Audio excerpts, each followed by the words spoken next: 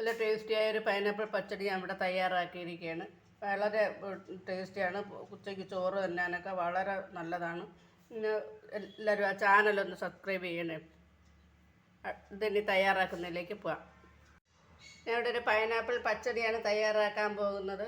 അപ്പോൾ അതിന് വേണ്ടി പൈനാപ്പിൾ 1 കപ്പ് എടുത്ത് ഇട്ടിട്ട് അതിലേക്ക് ചട്ടിയിലിട്ടിട്ട ശേഷം അതിലേക്ക് മഞ്ഞൾപ്പൊടി 1/4 ടീസ്പൂൺ, 1/2 ടീസ്പൂൺ ജീരകം ചതച്ചത്, പച്ചമുളക്, 3/4 കപ്പ് വെള്ളം ഇത്രയും ചേർത്ത് നമുക്കൊരു ചെറു തീയിൽ വേവിക്കാം. ഇതിനി നമുക്ക് വെന്ത് വെള്ളം വറ്റുന്നത് വരെ ചെറു തീയിലിട്ട് കൊടുക്കാം. അപ്പോൾ നമ്മൾ പൈനാപ്പിൾ വെന്ത് വെള്ളം വറ്റിയിട്ടുണ്ട്. അപ്പോൾ തയ്യാറാക്കി വെച്ചിരിക്കുന്ന തേങ്ങാപ്പാൽ 1/2 കപ്പ് തേങ്ങാപ്പാൽ തയ്യാറാക്കി വെച്ചിരുന്നു, അത് ഒഴിച്ചു കൊടുക്കാം.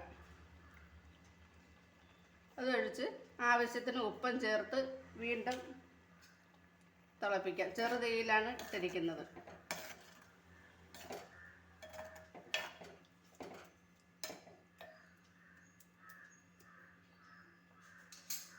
അപ്പോൾ നമ്മൾ തേങ്ങാപ്പാൽ ഒഴിച്ചതിന് ശേഷം വീണ്ടും തിള വന്നിട്ടുണ്ട്. അപ്പോൾ നമുക്കിത് അടുപ്പിൽ നിന്നും മാറ്റാം. ചെറിയ 2 മിനിറ്റ് മതി, അപ്പോഴത്തേക്ക് തിള വരും. ഇനി ആ ചട്ടിയിൽ ഇനി കടുക് താളിക്കാനായിട്ട് വയ്ക്കാം. അപ്പോൾ നമ്മൾ എണ്ണ ഒഴിച്ച് ചൂടായ എണ്ണയിലേക്ക് കടുകിട്ട് കടുകൊക്കെ പൊട്ടിക്കൊണ്ടിരിക്കുകയാണ്. കടുക് പൊട്ടി തീർന്നതിന് ശേഷം നമുക്ക് മുളക് ഇട്ട് കൊടുക്കാം.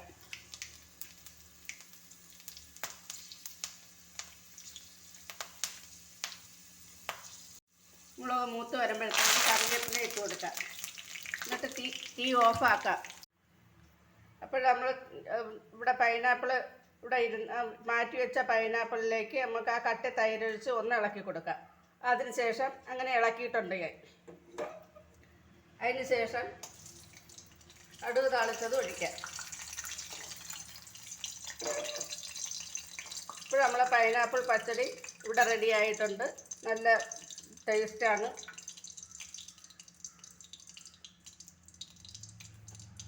ഒക്കെ കറക്റ്റ് ആയിട്ടുണ്ട്. ഇപ്പോൾ എല്ലാവരും ചെയ്ത് നോക്കണം. പൈനാപ്പിൾ കിട്ടണ്ട